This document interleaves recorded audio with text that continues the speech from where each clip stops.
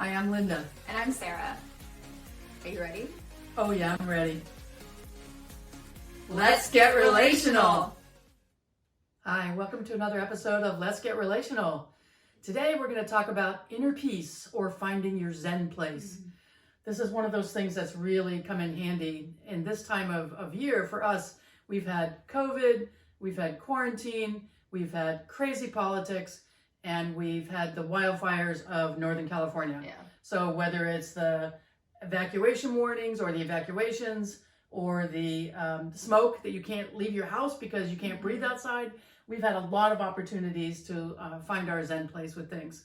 And I've learned to find that Zen place in raising my child, in dealing with friends and partners, and in work. And so I can't think of anything more important in terms of increasing the value and the capacity of your relationships than finding that inner peace place, that place where you can retreat internally when you're feeling really stressed and really hurt or really jacked up about something that's going on, whether it's really in that moment or whether it is in response to whatever happened. Can you think of a time when you've had to really learn how to find that inner peace and Zen place? Part of that, I really had to deal with that with handling the tumultuous relationship with my other parent. And so for me, going to the Zen place or finding the inner peace is also knowing that just I'm gonna be okay no matter what. That's kind of the mantra that I have for when I'm able to just kind of sit there and be like, you know what, whatever's going on, anything can happen with whatever's going on in my life right now, but I know that no matter what, I'm gonna be okay. So I'm gonna find a way to make it work. It'll work out for me. That's kind of where I go for that. And I really had to do that through weaving my way through that particular relationship and figuring out where I needed to set boundaries, what I could expect from that relationship and from my other parent, for my wants and needs that I needed from a parent, and ultimately in deciding that this was a toxic relationship and I needed to take a step back and separate myself from that. So through that, I really had to find those places where no matter what happened, no matter what she said, then I would just know that I was gonna be okay. And I had her, I had my mom, and I knew that it may not seem great in the moment, but everything would work out in the end. There would be an outcome that was satisfying. Yeah, good. Yeah, I certainly had to reach that place. And one of the spiritual teachers I had during that time when we were trying to negotiate where Sarah was going to stay and how we were paying for things and all of that, she said to me, Linda, every time you write an email, I want you to read it 50 times before you send it so that you're not deliberately triggering the other person. And so I had to find my Zen place and how I wanted to communicate, even though it wasn't direct communication. I had to sometimes write out all the things I felt, or just talk out the things I felt, and then try to get very concise in my language about what I really wanted to communicate. So one of the things that for me has happened with all of the stuff happening with COVID and quarantine and financial uncertainty and all of those things is I've really needed to kind of double down on finding that Zen place, because there's been so much anxiety and turmoil during this time. And what's funny is I am not a highly anxious person at all, but I gotta tell you that my experience during all of this has made me feel so empathetic to my friends who deal with anxiety all the time. And I think you've had that same experience of really understanding your friends better, when they're dealing with that uncertainty all the time, because they just operate from up here, it's very much a fight or flight thing all the time. Gasping for breath, where you're trying to just stay above water, but you just you're freaked out. Really, I don't know, bad. For those of you who don't like dark water, but thinking about you're surrounded in really deep water and it's just pitch black, you can't see anything, and you're just scrambling to stay above. That's what it kind of feels like. Yeah. During this time, and I can only imagine feeling like that all the time, where you're just trying to keep your head above water and you can't see anything. Yeah. So yeah, that'd be really scary. So one of the things we wanted to do today was talk a little bit about what we do, or what our tips and tricks are for finding our Zen place, and also to help you really identify with what a Zen place is for you. Mm-hmm. And I don't mean Zen place in any religious understanding, cultural understanding. I mean inner peace. And so however you can understand that word, that concept, use that concept for yourself. If you're driving while you're listening to this, please don't close your eyes. And if you are somewhere stationary and you have an ability to close your eyes, this would be a good time to do that. But again, if you're driving, just take in the words that we're saying and allow yourself to identify those places where you've got that feeling of inner peace. So for those of you who are not driving, close your eyes just for a moment. And I want you to imagine a time or a place in your life where you felt totally at peace, totally expanded, joyful, like life couldn't get any better. For some of you, it might have been right after the birth of a child. For some of you, it might be when you conquered a mountaintop, figuratively or literally. For some of you, it was a feeling of falling in love. And for some of you, it's that feeling you get as a runner's high or as a meditator, that feeling of ease, that feeling of complete peace inside of yourself.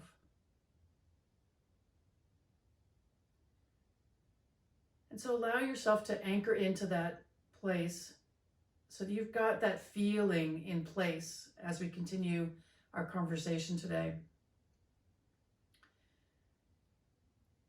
And it might be helpful to imagine it with some kind of symbol, whether it's a symbol of your baby, a symbol of your beloved, a symbol of how you understand God or higher power. Whatever it is, it's perfectly right for you. It might be that you have your hand on your knee, and that helps you remember that place of peace.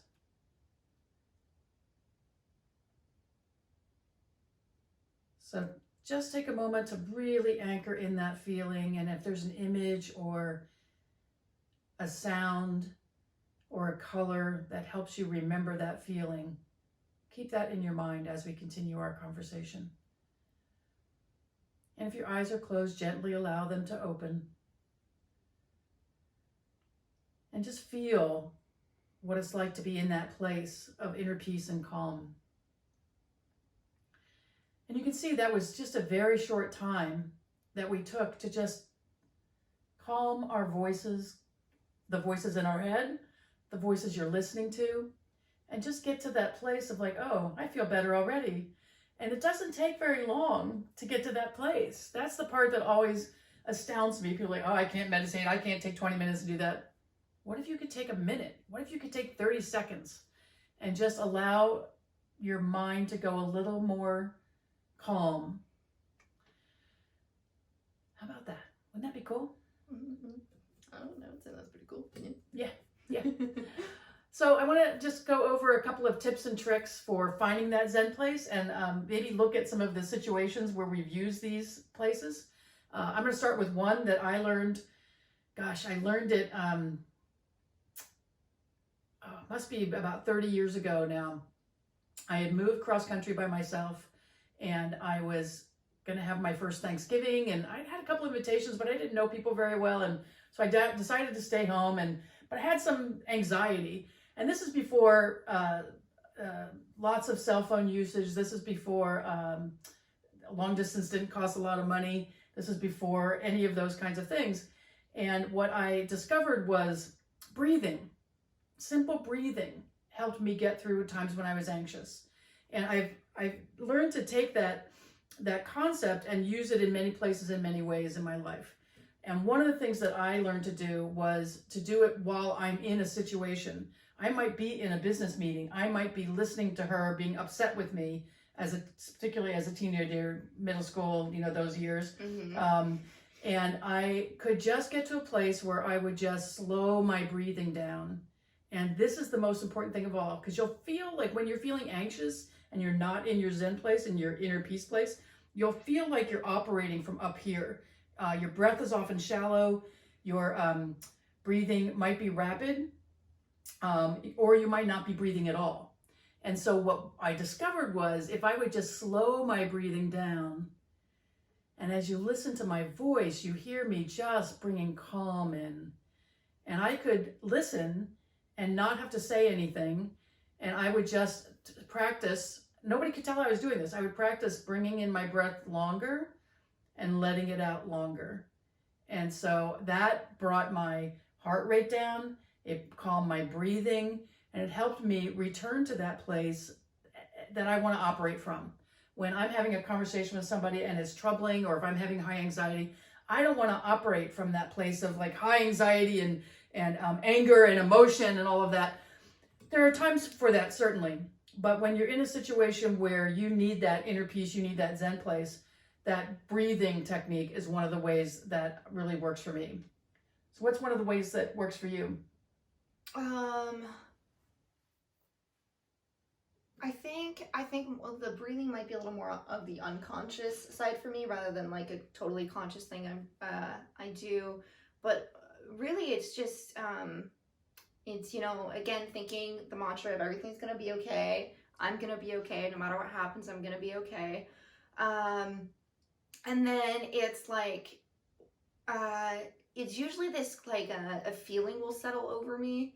Like I'm going through the visualization because I did it with y'all, that it's something that kind of like unfurls in my chest. And I pictured like a lotus flower. Yeah. And something that just sort of unfurls, and it's just like a feeling of sort of warmth and calm and content.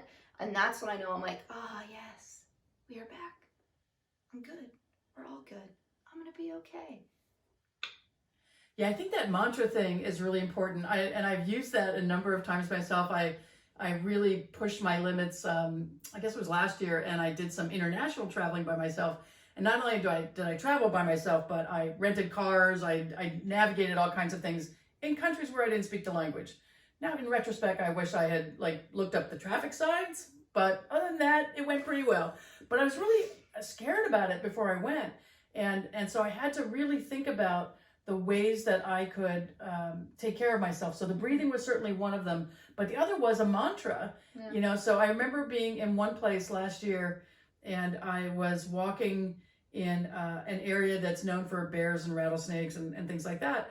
And I had gotten this mantra actually from one of my teachers, and it was like, God doesn't want me to be bitten by a rattlesnake. No, I'm not gonna be stupid. I'm not gonna stick my hand under a rock or not look where I'm walking. But that helped calm me when I was walking through the forest and the desert. And that was really helpful for me. It's like, oh, God doesn't want that to happen to me. And then one time I was out on this inflatable boat off the coast of Portugal, and we were going out to see dolphins. And this boat was just going up and down and really bouncing on the waves. And we got to a place where you couldn't see shore anymore. We're just moving into open ocean. And it was scary. Somebody in front of me was throwing up. I mean, it was like, and so I was holding on to my little post, and it's like, everything's okay. Everything's okay. Everything's okay. You are loved. You are cared for. Everything is okay. And it's that kind of self-talk. And I think both of us use self-talk. So that's the other thing. Yeah. That self-talk that gets us through that. So sometimes it's a mantra, and sometimes it's an entire conversation. And so I have to do that sometimes when I'm really scared. In fact, it's funny, I've been looking at some of these other things that I've done in this last couple of years that I was pushing kind of my boundaries. I always realize that when as a coach, when I push other people's boundaries, I have to be willing to push my own too, and expand and be willing to face my fears about things. And I look at some of the things I was scared about before, and I was like, why? why were you in that place? But a lot of it was because I was operating more from this level of and responding rather than choosing the emotion I wanted and choosing how I wanted to show up in the world and how I wanted to respond to whatever was happening and whatever was coming at me. Yeah. Yeah. Okay. Yeah. Yeah. So how do you do self-talk? What kind of self-talk do you do besides your mantra? I mean, honestly, it just depends on what the situation is on the moment. But usually it's just, the mantra just ends up being something I just kind of repeat for 30 seconds of just like a reminder, or if I catch myself thinking that my thinking is going in a downward spiral into a not so great place, I just like, wait. Like, everything's gonna be okay. You're gonna be okay. You don't need to worry about that. Like, what's gonna happen is gonna happen. You can't control that. What's gonna happen. Like, you just have to let it go. But that's more of what I lean towards, because usually, I do this where I'll get caught up in wanting a solution or wanting an outcome, right? And I still do that. So when I catch myself doing that, I have to go back and say, wait, hold up. No. Just relax. It's going to work out. You're going to be okay. You don't need to worry about it. You're expending energy that you don't need to expend on something that may not even happen. So just don't worry. So that's kind of more of what I do for like the emotional sort of side of things. If I'm not necessarily in a space where, like, if it's something like that's just brought up in the moment, I think that's more of like the unconscious thing that'll happen. So I'll just be like, wait, everything is gonna be okay. Like, just breathe, relax. Like, you'll get through this. Nice. One of the other things I think we talked about in another episode already was the workshop that I used to teach for middle school parents called Mom, Your Hair is Green. Yes. And that's another really good one, because it's like, all right, I'm being triggered by whatever's happening here. Is this person yelling at me? Do I feel like they're yelling at me? Mm-hmm. Am I having an emotional reaction that doesn't seem appropriate to what's happening right here? And so I look at it from the perspective of like, well, if they were saying this thing in a different tone, in the same tone, would it be upsetting to me? So if they were saying to me, you never listen to me, right? And so for them, that might not even be, that doesn't even feel like raising their voice. For them, raising their voice might be, you never listen to me. But for me, because I grew up in a household with a dad who was very angry a lot of the time, and I really learned to shut down and kind of fly under the radar, any kind of raised voice at all to me puts me on high alert. And so I've done a lot of working through of that. But I do feel like those things, there's always another layer to do. And so, if I'm feeling triggered by somebody responding to me in a way that doesn't feel comfortable, I really do look at that place of like, well, what if they were saying, Linda, your hair is green, rather than, Linda, you're not listening to me. And I'm like, okay, well, I wouldn't have a response to that. So am I triggered by whatever thing that they're saying? And so can I clear that in myself first before I deal with it? So then I have to go to my Zen place. I have to go to that place of inner peace and that feeling of calm, so that I can really respond from the place of true connection to myself, to my heart.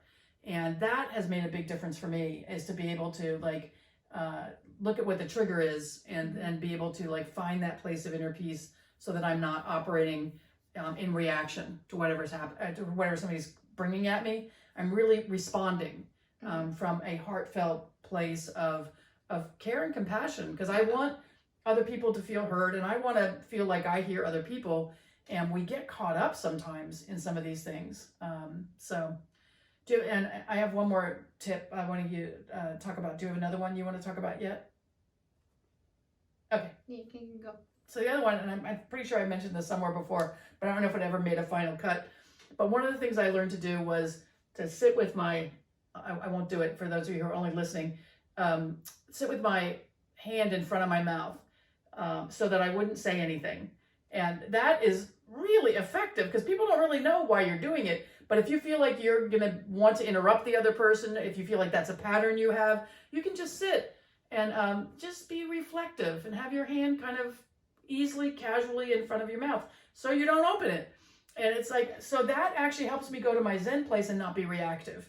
And so I use anything I can to do that. I've had other images of when I've been with in situations with someone who's a very harsh, aggressive kind of person. And sometimes when I've been in college or something like that, I've had to have a professor like that. I actually dropped a class once because the guy was so aggressive, and it was pretty early on in me dealing with the abuse I'd had with my dad. And I dropped the class because I couldn't do it. I just was at a place where I couldn't do it. And now I don't choose to be around those people, that I just don't find any benefit in that. But one of the things that I could visualize was like a steel plate on my heart and feeling protected. The other thing I did would be just to turn away, and just slightly, and so that they don't even notice that you've turned away slightly, so that it doesn't feel like the attack is coming right at you. So it's kind of going and glancing away. And so, you know, some of those things are some of the ways that I've dealt with that. And it's funny to talk about this in the context of the inner peace part, but sometimes to get to that inner peace part, you have to find a way to deflect whatever's coming at you. And as I said, I don't choose to be around people that have that kind of assaulting kind of personality. And their personality is totally fine for who they interact with. It just doesn't work for me. I don't enjoy it. I really like heartfelt, heart-connected conversation. And I don't mind at all having hard conversations. Sarah will attest to that. You know, we have hard conversations. We talk about the hard conversation we have with other people in our lives. And we really try to stay focused on what the result is we want to have. And so I only get to the result I want to have with those relationships when I can come from that place of inner peace. So if you have other things you want to add about tips and tricks? I think, like, for people who maybe not are very super religious or very spiritual even, you know, for me, the inner peace comes from like thinking about like a glow within myself, like my own power.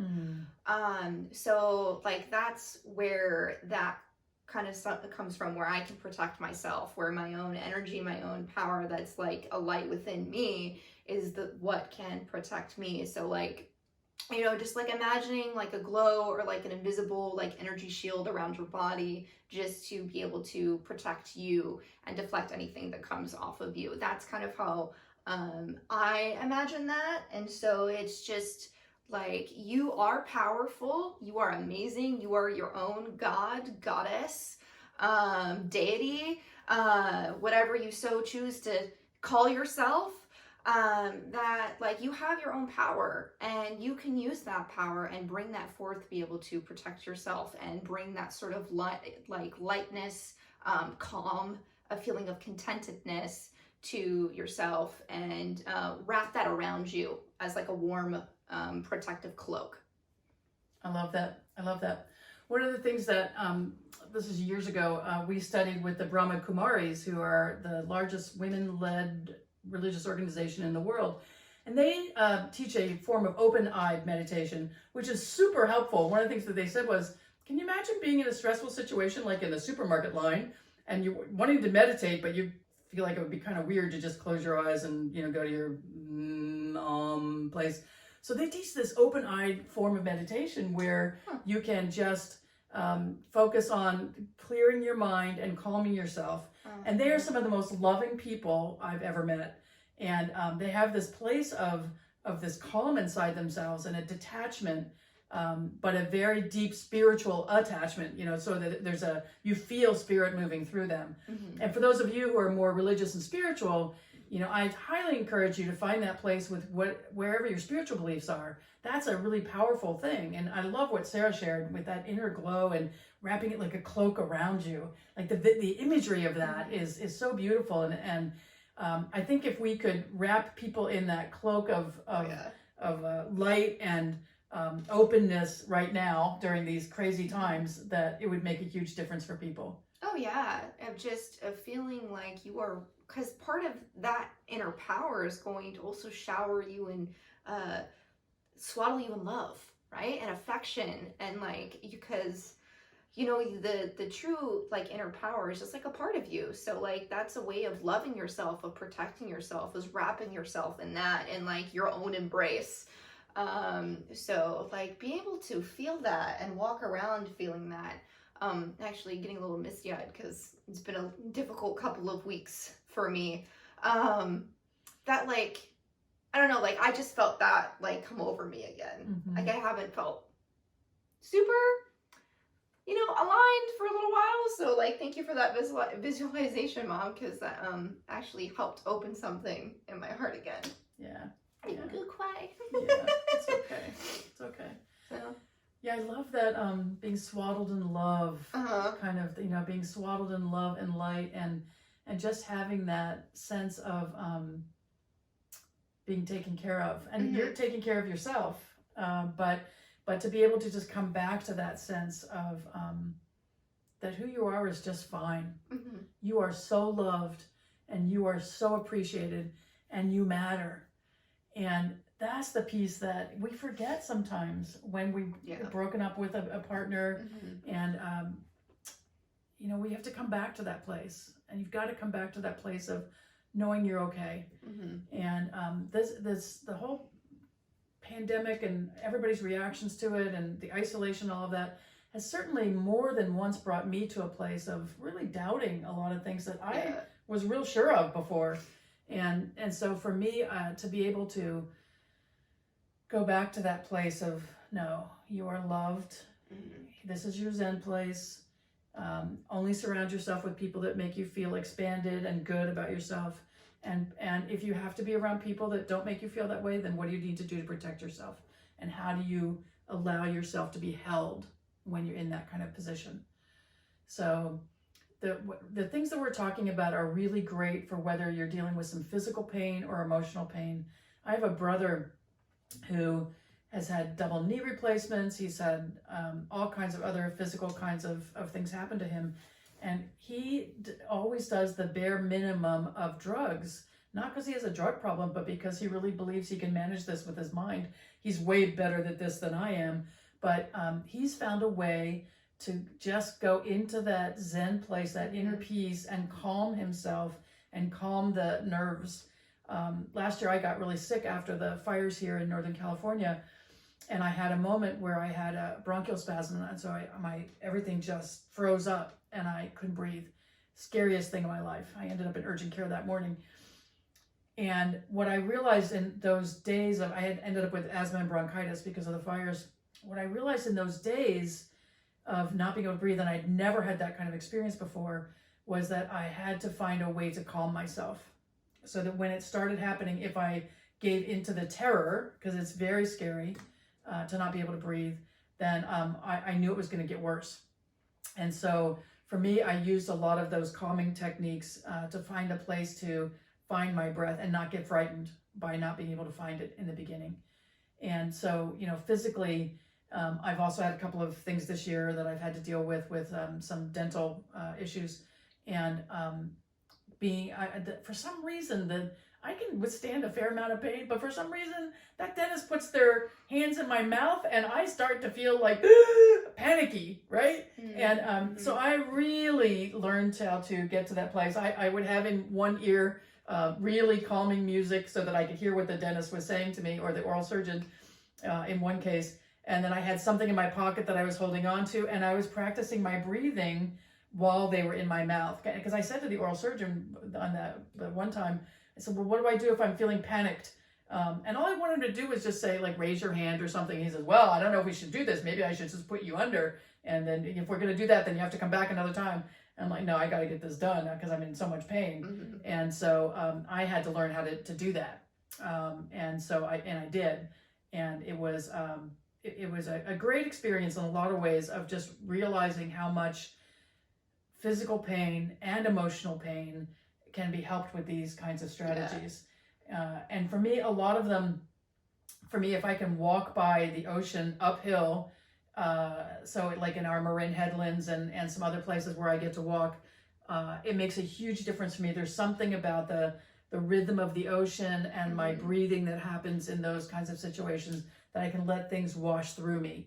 And so for me, part of the purpose of the inner peace place and that Zen place inside of yourself is to be able to allow whatever feelings come up to move through. Because I think the biggest mistake people make is in trying to shut down their feelings. So rather than, we never talk about the inner peace place as a place so that you can shut down feelings. It's about being a place of calm so that those feelings, the fear, the frustration, the anxiety, the anger can flow through you. Because anytime those things get trapped in the body, they create disease and discomfort. And so I as I hang around with different people in different phases of like how they relate in the world, I can really notice the difference between the people who operate like at the level of, for the people who are just listening, I'm trying to figure out how to say what this place is. Like you're operating from like your chest up. And so it's much more heady, and you're not really allowing the emotion to flow through you. You're a balloon that's like floating in the sky. Yeah. Like, that's where you're just sort of like, your sort of head is in the clouds in some way. Your emotions are in the clouds. They're not tethered. And that's right. That's it. They're not tethered. They're just like, it's like a fountain, just like flying into the sky, and then it's just like splashing into the ground but it's just like exploding out. Yeah. It's chaotic. And it's that groundedness. I mean, so one of the visualizations that I've used over the years too is that sense of having like roots coming through your feet, coming through your core, all the way into the earth, all the way through the earth, so that you are really grounded on that. A lot of people believe in, I can't remember what the term is, I think it's called earth walking or something, but actually physically putting your feet on the earth, bare feet on the earth, and that's very grounding. And so you want to really look at whatever the things are for you that allow you to get to that place, to feel grounded, and so that, for a lot of us, the wind blows and we're like this way and that way and we're all over the place. But if you can look at it from the perspective of like, okay, a pretty strong wind has to blow before I get off my center. And so, my goal is to live my center and to live at a pretty high vibration and to feel like I matter, the other person matters, and how we deal with each other is really important. And so, relationship-wise, I can't think of any relationship that doesn't benefit from learning how to find that inner peace place. Yeah. And you can't teach somebody else that if they're not interested in it. So don't try to make your partner, your child, anybody else in your life do that. You do it. And there's in martial arts, there's a thing where if I push on you and you push on me, right? We're pushing on each other, right? Yeah, our hands are literally pushing on each other right now. For those of our but if we give up, there's less, right? Yeah. So one person has to relax, because if we're just constantly coming at each other, then we're both in a struggle. Yeah. But when one of us relaxes, the other has to relax, or else they're just going to tip over. They're going to fall flat on their face. And so you don't have to engage in those emotions with other people. You go to your Zen place. You go find that place of inner peace, and then examine what's going on inside of you that is the reaction to whatever's coming at you from that person. Got anything else for today? One little quick thing about also handling physical pain. I haven't had like a lot of serious injuries, but the most intense pain I felt over a prolonged period is when I got a tattoo.